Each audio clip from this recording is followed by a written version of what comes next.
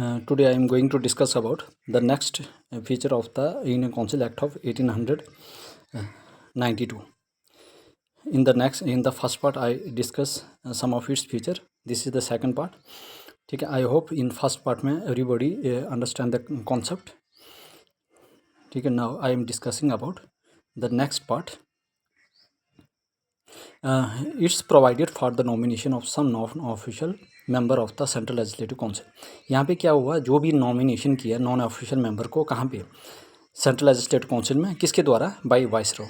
किसके रिकमेंडेशन में? Provincial legislative council. ठीक है, ये इंपॉर्टेंट पॉइंट है.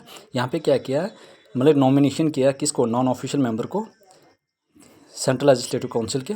किसके द्वारा? वाइसरॉय के. ऑन द किसके रिकमेंडेशन पे? Provincial legislative council and the Bengal chamber of council. Provincial legislative council और बंगाल चैम्बर ऑफ काउंसिल के रिकमेंडेशन पे सेंट्रल लेजिस्लेटिव मतलब कि वाइसरॉय ने क्या किया, सेंट्रल लेजिस्लेटिव काउंसिल में क्या किया, कुछ नॉमिनेट किए नॉन ऑफिशियल मेंबर को. Getting? I hope everybody clear this important point. Provincial legislative council by the governor on the recommendation of the. अब जो हमारे पास प्रोविंशियल लेजिस्लेटिव काउंसिल है, गवर्नर के द्वारा किसके रिकमेंडेशन पे ये चीज़ें की गई?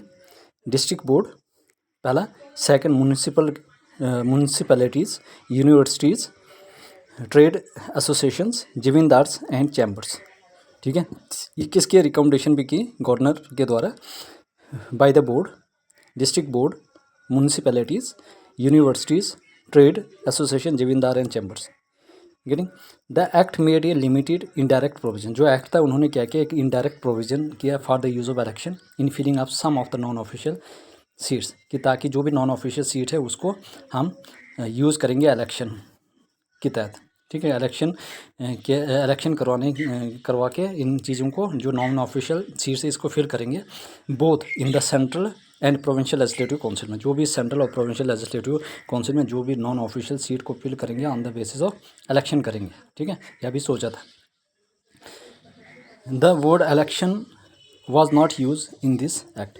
और इस एक्ट में जो इलेक्शन का वर्ड है वो यूज़ नहीं किया था. इंपॉर्टेंट चीज़ है कि इस एक्ट में, इस 1892 में जो इंडियन काउंसिल एक्ट है, यहाँ पे इलेक्शन का कोई भी शब्द यूज़ नहीं किया गया था. ठीक है, the word election not use in this act.